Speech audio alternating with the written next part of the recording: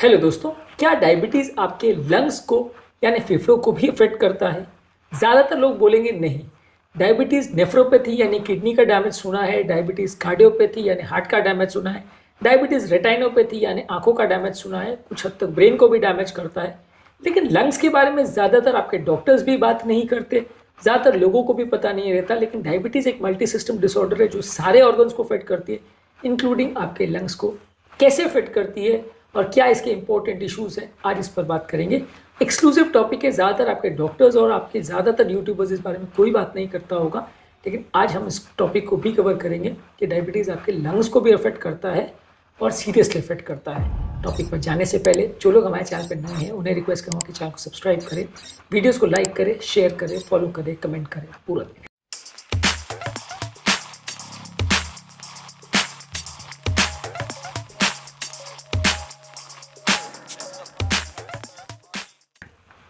Topic में सबसे पहले बात करेंगे किस तरह से वो अफेक्ट करता है, उसके बाद उसके लॉन्ग टर्म कॉन्सिक्वेंसेस क्या हैं और फाइनली आपको इसके बचने के लिए क्या करना चाहिए। इन सब चीज़ों पर बात करेंगे। चलिए शुरू करते हैं इंपॉर्टेंट वीडियो।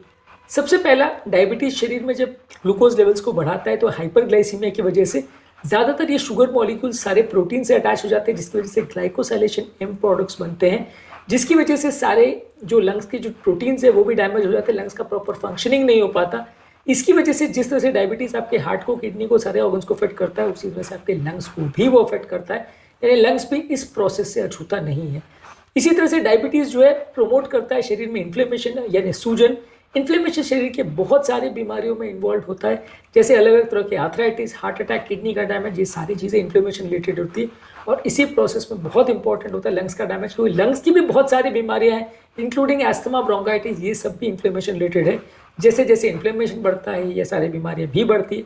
मैं ऐसा नहीं कहता हूँ कि हर व्यक्ति जिसको अगर डायबिटीज़ है सबको एस्थमा या ब्रोंकाइटिस हो जाएगा, बट डेफिनेटली इन्फ्लेमेशन बढ़ने से डायरेक्ट या इनडायरेक्ट उस पर इफेक्ट पड़ेगा।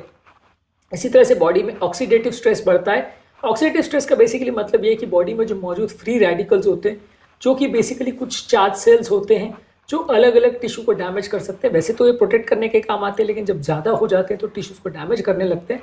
ये चार्ज सेल्स भी डायबिटिक पेशेंट में ज़्यादा होते हैं और शरीर को अफेक्ट करते हैं, लंग्स को भी अफेक्ट करते हैं। इसी तरह से डायबिटीज़ वाले पेशेंट में शरीर की क्लॉटिंग टेंडेंसी बढ़ जाती है। इस वजह से आपके लंग्स की बड़ी और छोटी सभी नलियों में क्लॉट टेंडेंसी बढ़ जाएगा, जिस वजह से जो आपके लंग्स में ऑक्सीजन का एक्सचेंज होना चाहिए, कार्बन डाइऑक्साइड का एक्सचेंज होना चाहिए, जिसके लिए अच्छा ब्लड सप्लाई चाहिए, वो कॉम्प्रोमाइज़ हो जाता है। अलग अलग तरह की नलियों में चोकिंग हो जाता है, जिसकी वजह से लंबे समय में लंग्स का डैमेज होना बढ़ता है। हालांकि लंग्स उतना ज़्यादा अफेक्ट नहीं होता जितना किडनी या जितना हार्ट या जितना ब्रेन होता है, लेकिन फिर भी डेफिनेटली लंग्स आपका इन्वॉल्व होता है और एक्सचेंज रेशियो जो है कंपेरेटिवली इसमें कॉम्प्रोमाइज़ होता है। वेंटिलेशन परफ्यूजन मिसमैच जिसे बोलते हैं कि जिस एरिया में ब्लड जा रहा है वहाँ ऑक्सीजन नहीं हो, जहाँ ऑक्सीजन जा रहा है वहाँ ब्लड नहीं, वो प्रॉब्लम कंपेरेटिवली लंग डिजीज में, डायबिटीज़ में देखने को मिलती है।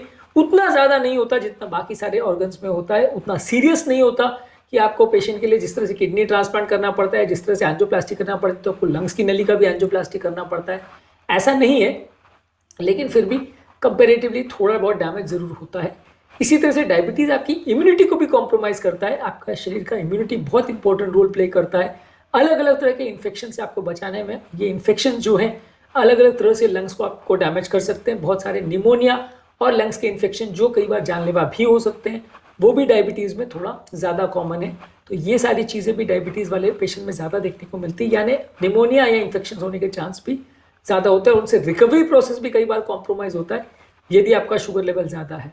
कुछ स्टडीज़ ने ये भी शो किया है कि कुछ और मैकेनिज्म द्वारा आपका जो लंग्स का टोटल वॉल्यूम है वो भी कॉम्प्रोमाइज़ होता है, यानी जो लंग्स के टेस्ट किए जाते हैं जिसमें आपका एक्सपिरेटरी वॉल्यूम, इंस्पिरेटरी वॉल्यूम ये सब चेक किया जाता है, वो भी कॉम्प्रोमाइज़ होता है।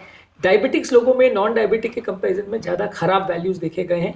इसी तरह से जो आपका गैस का एक्सचेंज है अलग अलग लेवल पे, जो कैपिलरीज के लेवल पे जो ऑक्सीजन और कार्बन डाइऑक्साइड का जो एक्सचेंज होना चाहिए, वो एल्वोलाई भी डायरेक्टली इनडायरेक्टली अम्पेयर होता है डायबिटीज़ में।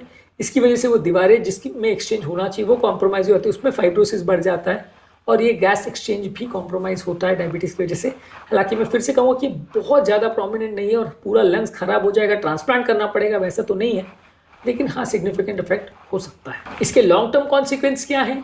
लंग्स में बढ़ने वाली ये सूजन जो है, और खासकर अगर कुछ शेयर्ड रिस्क फैक्टर्स जो डायबिटीज़ करवाते हैं वो होने की वजह से, अगर खासकर व्यक्ति स्मोकिंग भी करता है तो एस्थमा या ऑब्स्ट्रक्टिव एयरवे डिजीज होने का चांस बढ़ जाता है। लंग्स में ज़्यादातर लॉन्ग टर्म इन्फ्लेमेशन और ग्लाइकेशन एंड प्रोडक्ट्स या ग्लाइकोसाइलेशन एंड प्रोडक्ट्स बढ़ने की वजह से लंग्स के टिश्यू में स्कारिंग हो जाती है, फाइब्रोसिस हो जाता है, जिसकी वजह से ऑक्सीजन एक्सचेंज हो जाता है, यानी पल्मोनरी फाइब्रोसिस का चांस भी बढ़ जाता है।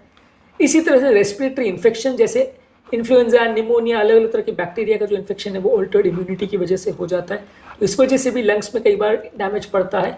और ओबेसिटी जो कि डायबिटीज़ पेशेंट में अक्सर देखे जाता है, उसके साथ एसोसिएटेड होता है स्लीप एपनिया। ये सारा एक क्लस्टर बन जाता है जो डायबिटीज़ के साथ आता है, यानी कि ओबेसिटी, डायबिटीज़, हाइपरटेंशन, कोलेस्ट्रॉल, डिस्लिपिडीमिया, सारी चीज़ें जो आती है साथ में। इसमें ऑब्स्ट्रक्टिव स्लीप एपनिया भी आता है, ये भी डायबिटीज़ मैनेजमेंट को और आपकी ओवरऑल कार्डियोवैस्कुलर हेल्थ और लंग्स की हेल्थ को अफेक्ट करता है।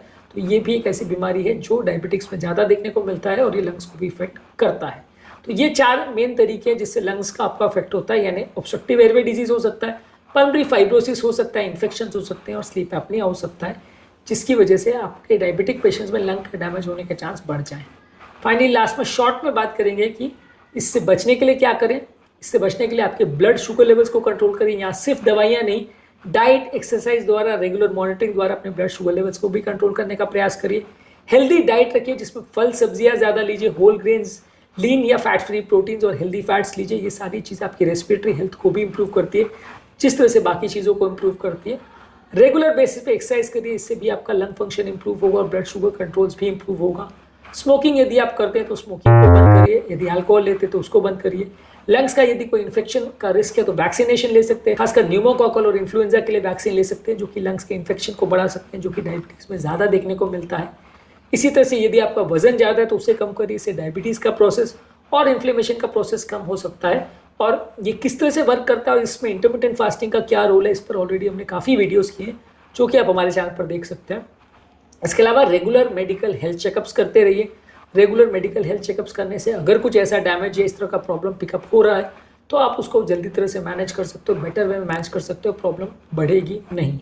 और फाइनली अगर डैमेज हो जाए तो पल्मोनरी रिहैबिलिटेशन कर सकते हैं, जिसमें लंग्स के फंक्शन को इम्प्रूवाइज करने के लिए और लंग्स की हेल्थ को बेटर बनाने के लिए बहुत सारे स्टेप्स किए जाते हैं। आज के टॉपिक में हमने बात करी डायबिटीज़ लंग्स को अफेक्ट डेफिनेटली करता है, बहुत ज़्यादा नहीं करता लेकिन करता है, सिग्निफिकेंटली करता है और कई बार डायरेक्टली इनडायरेक्टली कई तरह से वो आपकी लंग्स की बीमारियों को बढ़ा सकता है।